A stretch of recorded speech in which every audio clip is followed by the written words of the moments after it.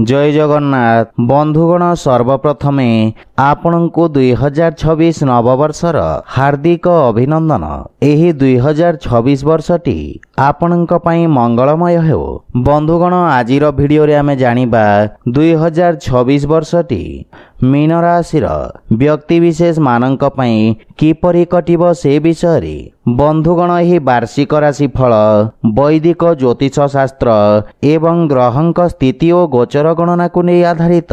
एही वीडियो माध्यम रे आमे आर्थिक जीवन, वैवाहिक जीवन, क्यारियर, शिक्षा, व्यवसाय एवं स्वास्थ्य विषय रे संपूर्ण विस्तार भाव रे जानिबा। सेथिपई वीडियो को शेष पर्यंत देखंतो और जो माने आम चैनल को नुआ करी आछंती तळे थिबा लाल रंगर सब्सक्राइब बटन को दबाई आम चैनल को सब्सक्राइब करंतो और पाखरे थिबा घंटी बटन को दबाई ऑल रे सिलेक्ट करंतो। काहेकि ना आमे अपलोड करिथिबा प्रत्येक वीडियो रो नोटिफिकेशन आपण सर्वप्रथमे पाई परिबे। बंधुगण मीन राशि व्यक्तिंक पई 2026 वर्षटी आपणक उत्साह को वृद्धि करने सहित सफलता प्रदान करिब। वर्षर प्रारंभ समय रे शनिक स्थिति आपण को जीवनर समस्त क्षेत्र रे ध्यान केंद्रित करिबा पई प्रेरित करिब।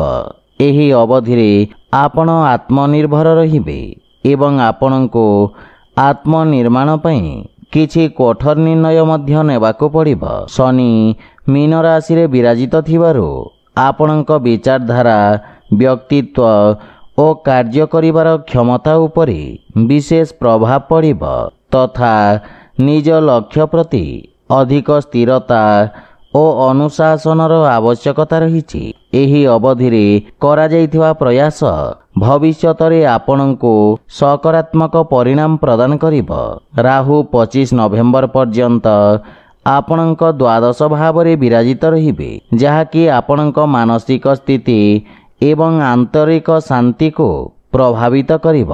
किंतु दूरयात्रार मध्य जोग रहिछि। विदेश यात्रा बा विदेश रे कार्य संबंधित यात्रा करिबाको पड़िब। एहा परे राहु आपणक एकादश भाव को गोचर करिब, जहा फल रे सामाजिक क्षेत्र रे आपणक मान सम्मान और पद प्रतिष्ठा वृद्धि पाइब एवं बंधु मित्रंक सहित संबंध आहुरी मजबूत हेबाकु लागिब। देवगुरु बृहस्पति वर्षर प्रारंभ रे आपणक चतुर्थ भाव रे विराजित रहिबे, जहा फल रे गृह परिवार रे किछि परिवर्तन देखिबाकु मिलिब।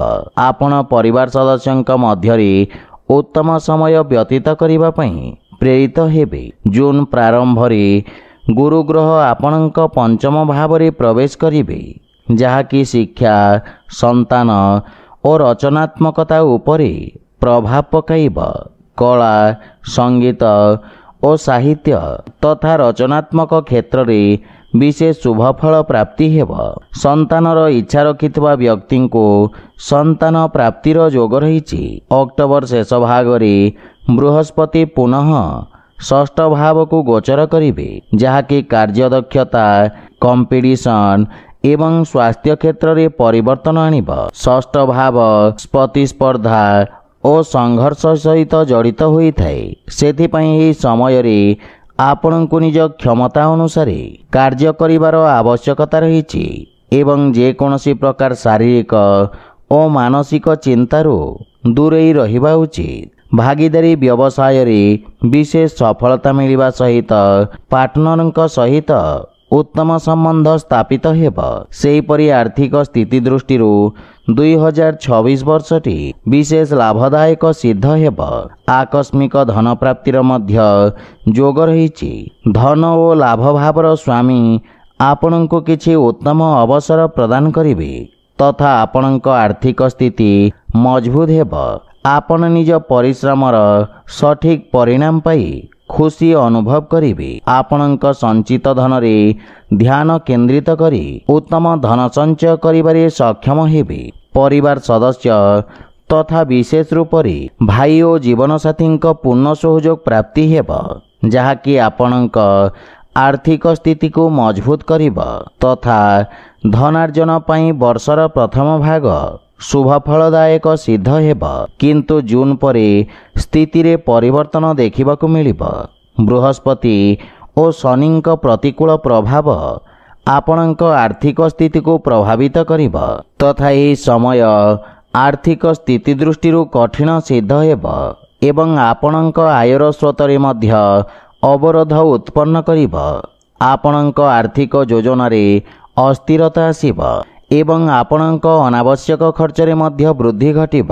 ବିଶେଷ କରି ସ୍ୱାସ୍ଥ୍ୟ ସମ୍ବନ୍ଧିତ ସମସ୍ୟା ଆପଣଙ୍କୁ ଖର୍ଚ୍ଚାନ୍ତ କରିବ।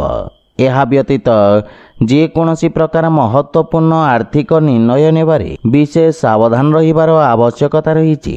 ସେହିପରି ପ୍ରେମ ଓ ବୈବାହିକ ଜୀବନ ଦୃଷ୍ଟିରୁ 2026 ବର୍ଷଟି ମଧ୍ୟମ ଧରଣର ଫଳ ପ୍ରଦାନ କରିବ। ପାରିବାରିକ ଜୀବନରେ ଉଚ୍ଚ ନିଚର ସ୍ଥିତିର ସାମ୍ନା କରିବାକୁ ପଡ଼ିବ। ବର୍ଷର ପ୍ରାରମ୍ଭରେ ସପ୍ତମ ଭାବରେ ଶନିଙ୍କ ଉପସ୍ଥିତି ଜୀବନସାଥୀଙ୍କ ସହିତ ସମ୍ବନ୍ଧରେ ସମସ୍ୟା ଉତ୍ପନ୍ନ କରିବ, ଯାହାଫଳରେ ଦାମ୍ପତ୍ୟ ସମ୍ବନ୍ଧରେ ଦୂରତା ଆସିବ ଏବଂ ପରସ୍ପର ମଧ୍ୟରେ ସାମଞ୍ଜସ୍ୟର ଅଭାବ ଦେଖାଦେବା ସହିତ ଭୁଲ ବୁଝାମଣା ଓ ବାଦବିବାଦର ସ୍ଥିତି ସାମ୍ନା କରିବାକୁ ପଡ଼ିବ। ସେଥିପାଇଁ ଯେକୌଣସି ସମସ୍ୟାର ସମାଧାନ ପରସ୍ପର ମଧ୍ୟରେ କରିବା ଶ୍ରେୟସ୍କର ହେବ। କିନ୍ତୁ ଶନିଙ୍କ ପ୍ରଭାବ ଆପଣଙ୍କୁ ସଂଯମିତ ଓ ଦାୟିତ୍ୱବାନ କରିବ।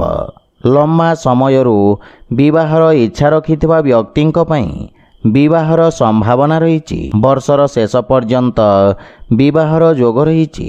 ଚତୁର୍ଥ ଭାବରେ ସ୍ଥିତ ବୃହସ୍ପତି ଆପଣଙ୍କ ଗୃହରେ ସୁଖ ଶାନ୍ତି ପ୍ରଦାନ କରିବେ। ପରିବାର ସଦସ୍ୟଙ୍କ ପକ୍ଷରୁ ପୂର୍ଣ୍ଣ ସହଯୋଗ ମିଳିବ, କିନ୍ତୁ ଗୁରୁଗ୍ରହଙ୍କ ବକ୍ରୀ ଗୋଚର ସମ୍ବନ୍ଧରେ ଅସ୍ଥିରତା ଉତ୍ପନ୍ନ କରିବ। ପ୍ରେମୀ ତଥା ଜୀବନସାଥୀଙ୍କ ସହିତ ସମ୍ବନ୍ଧରେ ଫାଟ ସୃଷ୍ଟି ହେବାର ସମ୍ଭାବନା ରହିଛି। ସେଥିପାଇଁ ପ୍ରେମୀଙ୍କ ଭାବନାର ସମ୍ମାନ କରନ୍ତୁ। ସେହିପରି ସ୍ୱାସ୍ଥ୍ୟ ଦୃଷ୍ଟିରୁ 2026 ବର୍ଷଟି ମୀନ ରାଶିର ବ୍ୟକ୍ତିବିଶେଷମାନଙ୍କ ପାଇଁ ଉତ୍ତମ ଅନୁକୂଳ ରହିବ। ରାଶି ସ୍ୱାମୀଙ୍କ ବର୍ଷର ପ୍ରାରମ୍ଭରେ ଉତ୍ତମ ସ୍ଥିତିରେ ଉପସ୍ଥିତି ଆପଣଙ୍କ ସ୍ୱାସ୍ଥ୍ୟାବସ୍ଥାକୁ ମଜବୁତ କରିବ। ଆପଣଙ୍କ ରୋଗ ପ୍ରତିରୋଧକ କ୍ଷମତାରେ ବୃଦ୍ଧି ଘଟିବ। ଶନିଙ୍କ ପ୍ରଭାବ ଆପଣଙ୍କ ଲଗ୍ନ ଭାବରେ ରହୁଛି, ଯାହାକି ଆପଣଙ୍କ ଶାରୀରିକ ଓ ମାନସିକ ସ୍ଥିତିକୁ ପ୍ରଭାବିତ କରିବ। ଏହି ଅବଧିରେ ସ୍ୱାସ୍ଥ୍ୟାବସ୍ଥାକୁ ନେଇ ସାବଧାନ ରହିବାର ଆବଶ୍ୟକତା ରହିଛି। ବର୍ଷର ଶେଷ ଭାଗରେ ଶନି ଓ ରାହୁଙ୍କ ପ୍ରଭାବ କାରଣରୁ ଆପଣଙ୍କୁ ସ୍ୱାସ୍ଥ୍ୟ ସମସ୍ୟାର ସାମ୍ନା କରିବାକୁ ପଡ଼ିବ। ବିଶେଷ କରି ଦୁର୍ଘଟଣା ଏବଂ ଆକସ୍ମିକ ସ୍ୱାସ୍ଥ୍ୟ ସମସ୍ୟାର ସାମ୍ନା କରିବାକୁ ପଡ଼ିବ। ସେଥିପାଇଁ ସ୍ୱାସ୍ଥ୍ୟାବସ୍ଥାର ବିଶେଷ ଧ୍ୟାନ ରଖିବା ସହିତ ଯାନବାହନ ଚଳାଚଳରେ ସାବଧାନତା ବଜାୟ ରଖନ୍ତୁ। ଆପଣଙ୍କ ପାଇଁ ପ୍ରତିକାର ହେଲା ଆପଣ ପ୍ରତ୍ୟେକ ଗୁରୁବାର ଦିନ ଦେବଗୁରୁ ବୃହସ୍ପତିଙ୍କ ବୀଜମନ୍ତ୍ର ଜପ କରିବା ସହିତ କଦଳୀ ବୃକ୍ଷରେ ହଳଦୀ ମିଶ୍ରିତ ଜଳ ଅର୍ପଣ କରନ୍ତୁ ଏବଂ ଭଗବାନ ବିଷ୍ଣୁଙ୍କ ପୂଜାର୍ଚ୍ଚନା କରି ବିଷ୍ଣୁ ସହସ୍ରନାମର ପାଠ କରନ୍ତୁ। ଶୁଭ ଫଳ ପାଇବେ। ତ ବନ୍ଧୁଗଣ, ଏହା ଥିଲା 2026 ବର୍ଷର ମୀନ ରାଶିର ବାର୍ଷିକ ରାଶିଫଳ ବିଷୟରେ। ଯଦି ଭିଡ଼ିଓଟି ଆପଣମାନଙ୍କୁ ଭଲ ଲାଗିଥାଏ ଲାଇକ୍, ସେୟାର ଓ କମେଣ୍ଟ କରି ଜଣାନ୍ତୁ ଏବଂ ଆମ ଚ୍ୟାନେଲକୁ ସବସ୍କ୍ରାଇବ୍ କରନ୍ତୁ। ଜୟ ଜଗନ୍ନାଥ।